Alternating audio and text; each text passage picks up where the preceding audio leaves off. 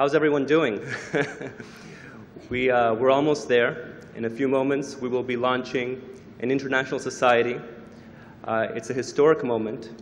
I believe and I predict that this society will outlive all of us. And so truly to be here with so many friends from around the world on this very special day really is quite overwhelming. And I'm really overjoyed that you have all come here and you're all here to share this moment, this very special moment. We have 59 countries in attendance today. 59 countries. This is a tribute to all of you. We are so grateful that we had such a turnout. And really, I hope that at future ISSUP meetings, we'll even increase that number further.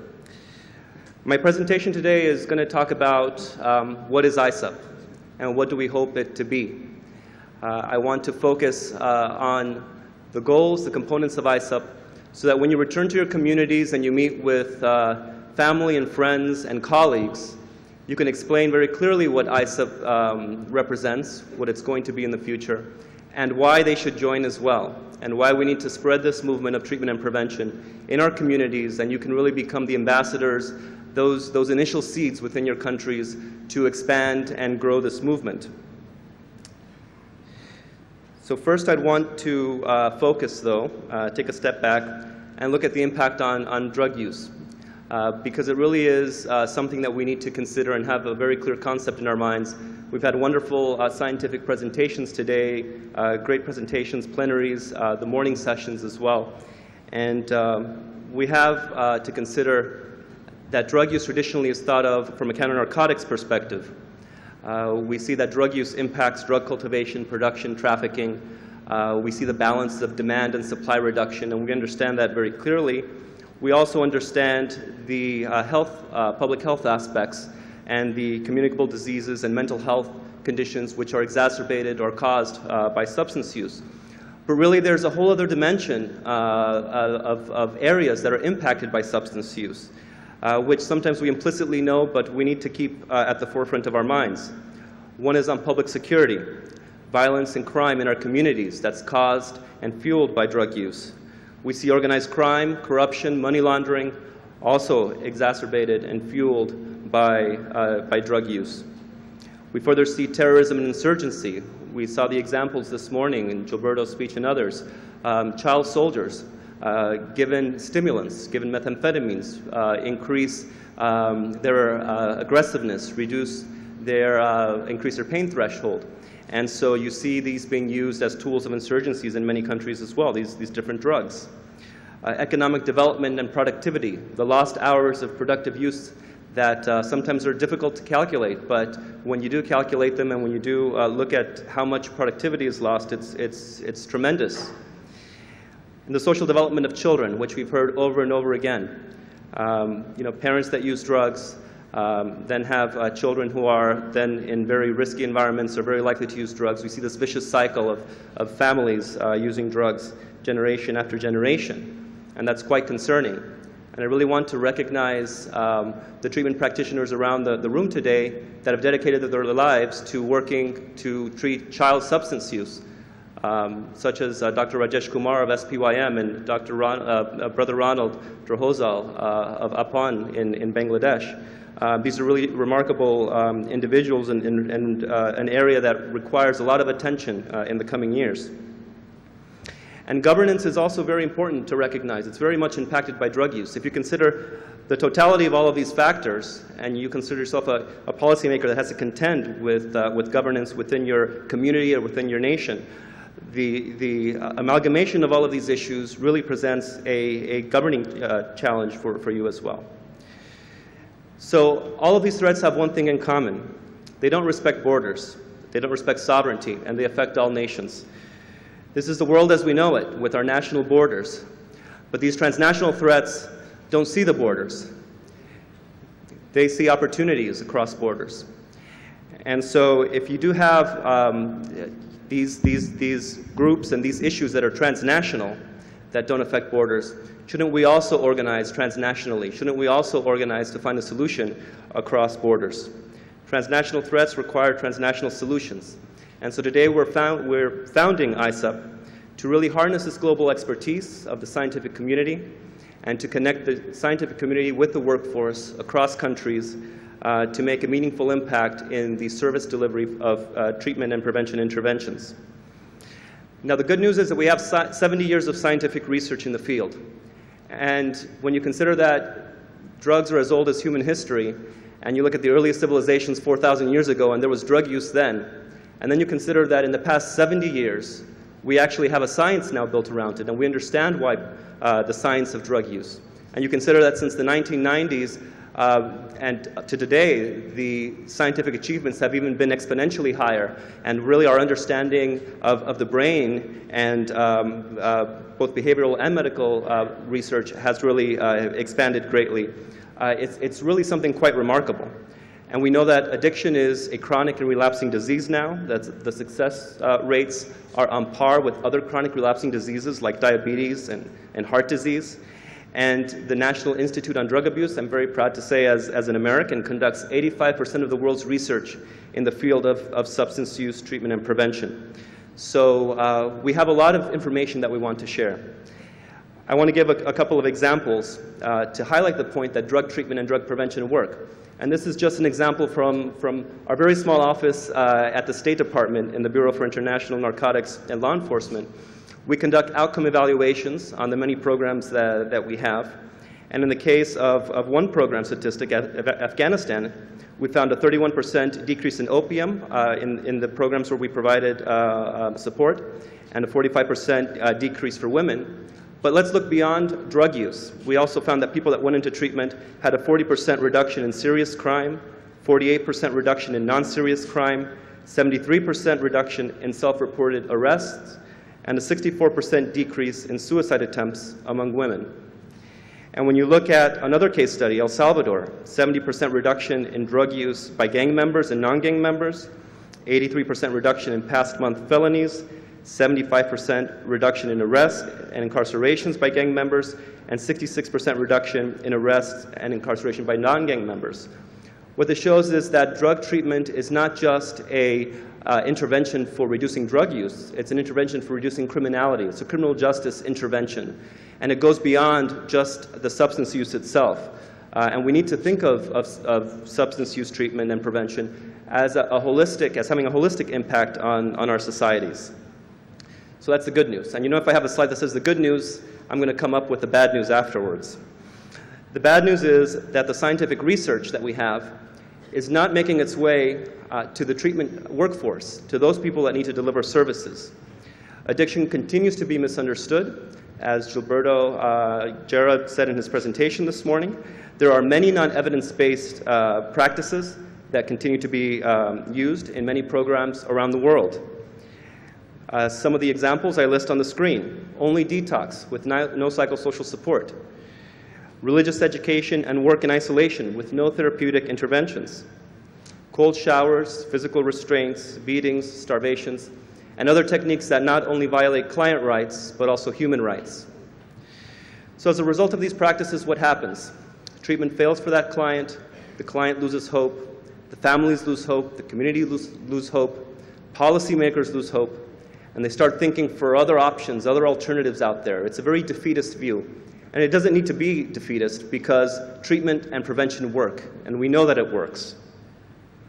So ISSUP's goal is to better translate that research into practice, to connect the scientific community to the practitioner community, and to shorten the time it takes for that science to make it into your hands, into the clinical setting, into the prevention setting, so that you can disseminate those interventions. We also want to promote the concept that substance use treatment and prevention is an independent and multidisciplinary field of study and practice, and it requires specialized academic and practical training. And further, we want ISSUP to serve as a professional association that's supported by the international organizations around the room, donor partners, and the organizing partners as well. But I want to be very clear. The goal of ISSUP is not to become a policy forum, to discuss the merits of legalization and become politicized. This is for professionals in the field of treatment and prevention. working on a common goal to prevent and reduce substance use around the world. ISSUP also does not seek to endorse any modality of treatment. There are many modalities of treatment, and many that are evidence-based. ISSUP will support evidence-based modalities, but recognizing that a diversity of modalities is necessary, because no one single modality is good for everybody that requires treatment. We need a diversity of modalities within a treatment system. I want to talk a little bit about the components that make up ISSUP as well. The first component is the research component, and as I had mentioned, we want to promote evidence-based practices and also connect researchers to practitioners. To do that, we hope to have scientific sessions at future ISSUP meetings, such as this one, where we have researchers, universities, faculty, curriculum developers that share their knowledge in the field with the practitioners. Also, we seek to have regular communication between researchers and practitioners on the ISSUP website. And the next presentation, the final presentation before we inaugurate ISSUP, will discuss the ISSUP website. We also want greater dialogue between international associations that deal with research and the ISSUP membership. And I'm thinking here of NIDA and the CPDD, and we have the Society for Prevention Research as well, and others around the world that conduct research.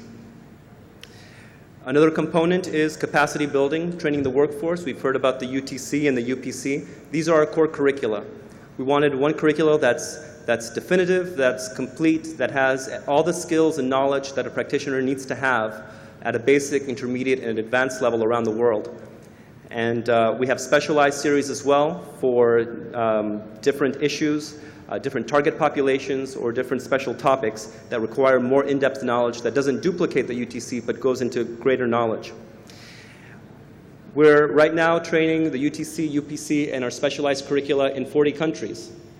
But there's 195, 196 countries, depending how you count them. And so we have a lot of work ahead of us. And for those countries that are not involved in this project to date, we encourage you, we invite you to become an active member, to work with us, with our international organization partners, to make sure that we can work together to adapt this curriculum to your country, to your culture, and to make sure that we can support and strengthen the national treatment and prevention workforce of your nations as well. We promote these training packages through ISSUP, but there's other training packages that the international organization partners, that are partners up here with their logos, provide, and we also encourage and support those training programs. And if you, as a treatment or prevention professional, also have curriculum that you developed or that you've developed with others, and you'd like to donate and share it with the membership of ISSUP, you're more than welcome to share those materials with the expert advisory group, which can also review the materials and share them. We also support an ISSUP capacity building, by which I'm referring to the examination and credentialing. Examination and credentialing is critical.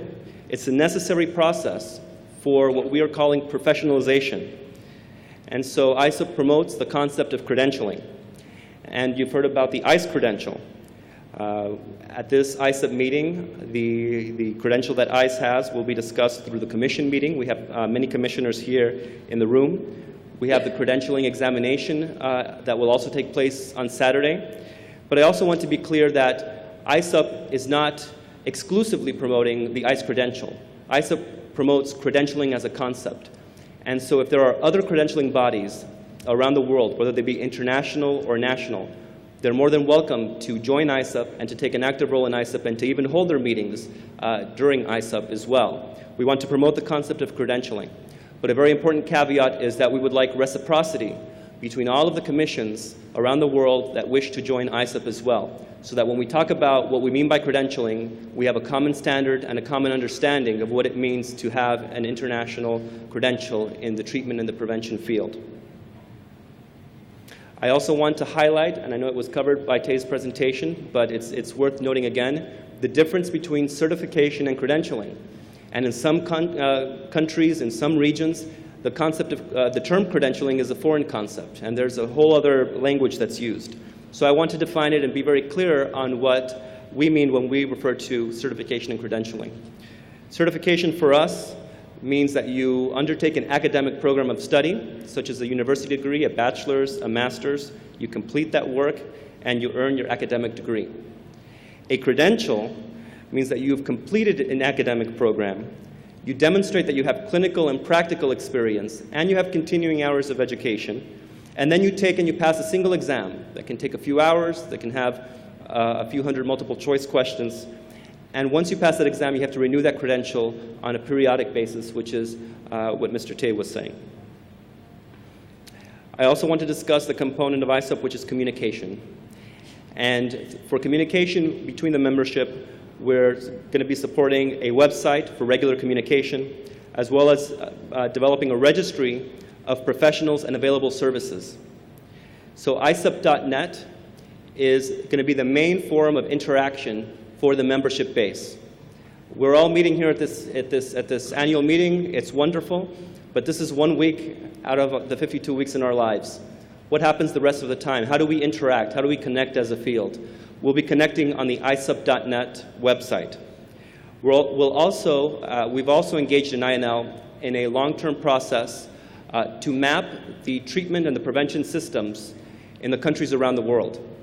And it's a massive undertaking, but we are collaborating with our international organization partners to be able to manage such a complex process, and they in turn are coordinating with the drug focal points and ministries of health of the countries around the world to be able to undertake this massive effort. And I'd like to appeal to all of the government officials here in the room to please coordinate and collaborate with the international organizations as they reach out to you, because it's a very important goal to map the treatment and the prevention systems. How many facilities, how many programs are there for treatment services in your country?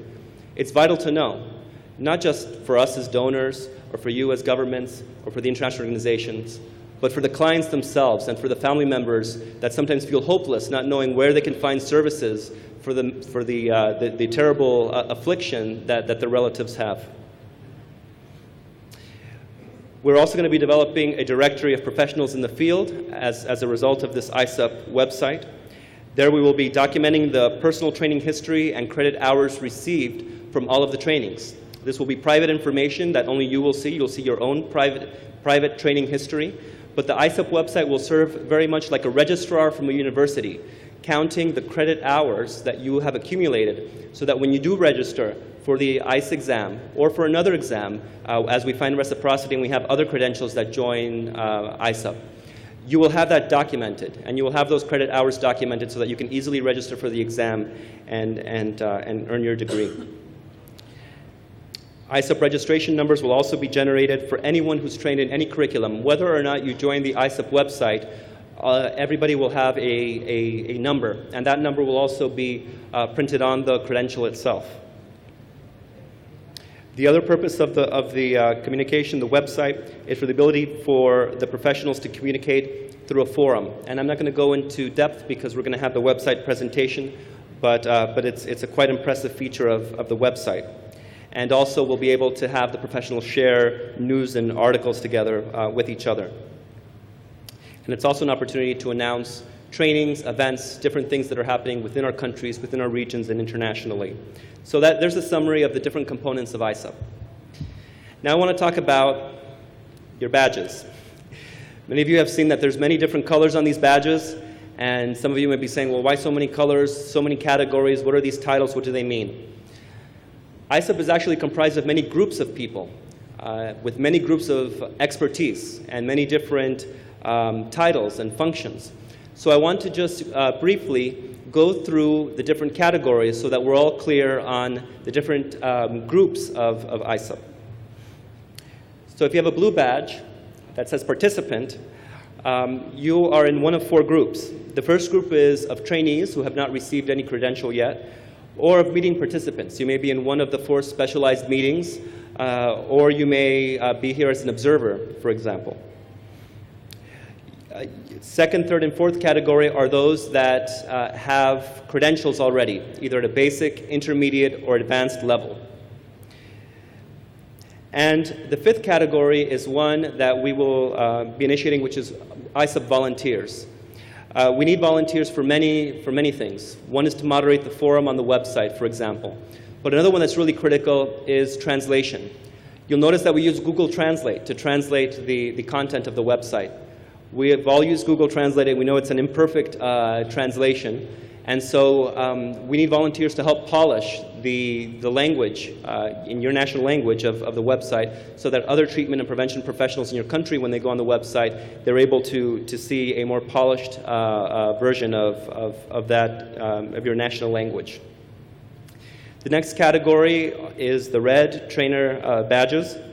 And that refers to two categories of trainers: national trainers, those that are disseminating with their countries, and the other category, which we're referring now to master trainers, which actually include two groups. One are the regional trainers, and the other one are the global trainers. The next category are board members for the Executive Management Board. No one here has that category because there is no Executive Management Board yet. There will be an elected Executive Management Board comprised of the membership base. Everyone has an equal vote. Everyone will vote for the Executive Management Board 2 years from now when we hold that election. The next category is the developer category, and that consists basically of the people that are writing the curriculum. The next category is researchers. That's the scientific community, those people that are involved in conducting research and translating that and producing that research and publishing it. The next category is the commissioners, and those are commissioners that represent their countries to the credentialing agency. For this meeting, it's for the ICE Commission. In the future, I hope we are able to expand that to additional commissions as well. Almost done. 2 more categories. We have the expert badges, and that refers to 2 expert advisory groups. We have a treatment expert advisory group, and we have a prevention expert advisory group. These groups have the final review of all curriculum. They're made up of international organizations, of international experts in the field. They are the coordinating body of everything that is trained, that is disseminated throughout the world. And our dissemination partners, our international organization partners that help us disseminate that curriculum throughout the world, namely the Organization of American States, the Colombo Plan, and UNODC, are all ex officio members of this committee as well. And finally, there's the gray badges, the committee badges, and those are the partners that organized ISSUP, the international organizations, the donor governments, and the local partners, both government and civil society, which take a role in organizing these meetings. Now, I want to finish now by going over a few more points on the way forward with ISSUP. Like I mentioned, we're going to have an election in 2017 at ISSUP 3. We intend to hold ISSUP on an annual basis. ISSUP 3 in 2017 will establish an independent governing board that will be comprised of the membership. That board will be geographically representative, so we will have seats for all of the regions of the world, and we'll be using the regional breakdown from the UNODC World Drug Report. The board meeting will meet between ISSUP conferences as well. And in the interim, from now until 2017, we will have an appointed pro tem committee that's comprised of the organizing partners and select members that will take the responsibility for developing ISSUP, the bylaws, the constitution, and so forth. This group will meet on Wednesday evening to discuss some of these issues. Now, I want to also focus that on the ISSUP annual meetings. Like I mentioned, we'll have these meetings on an annual basis in a different region of the world. And but I want to emphasize that the primary interaction between members will not be the ISSUP meeting, it will be the website. So that is where you will spend most of the time interacting with other colleagues from around the world. And the primary opportunity for training and credentialing is not coming to the ISSUP meeting to receive a training. It can be very expensive to do so. It's really the national trainings that we're trying to conduct and disseminate in cooperation with your governments and your civil society in your countries with your national training teams. So that will be the primary venue. And if you don't, that's why I'm saying if you don't have currently UTC, UPC training in your countries, please work with us so that we can start training national training teams and disseminating this curriculum to all of your treatment and all of your prevention practitioners. And I also want to mention that the long-term vision of ISSUP and this website is to deliver online training. We may see ISSUP.net become an online university in the future, so that we will have more content disseminated online to more people, and we will have the trainers also interacting more and doing more focused web interaction with the trainees around the world. So we will be connecting people, again, cross countries, across borders. So I want to also emphasize what the purpose of these annual ISSUP meetings are. One is for current and prospective members to meet, for there to be face-to-face meetings with the membership. The other is for the international organizing partners to share what are the future activities, what are the opportunities that we have. Also for researchers, for developers, to share and disseminate the latest research, the latest practices, what's on the cutting edge. We heard about the epigenetics today. We heard about the prevention and the treatment science and where it's going. There's going to be a lot more of that tomorrow during the 2 scientific sessions for prevention and treatment. We also support through these annual meetings the training and the credentialing opportunities. At future ISSUP meetings, we'll have more trainings, more tracks.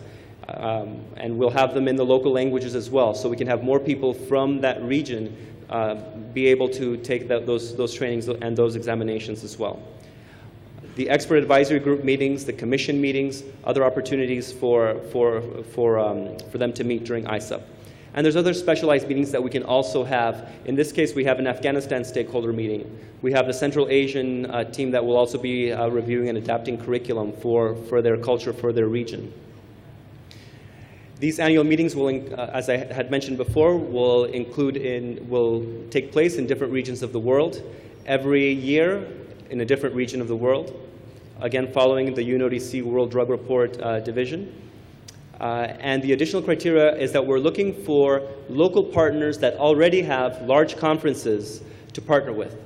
I really am, and I think I speak for the whole INL team, we're very grateful for Tanya Rock, for ONCB, for their partnership in helping us collaborate for this wonderful event that they have every year, the 16th conference that they have.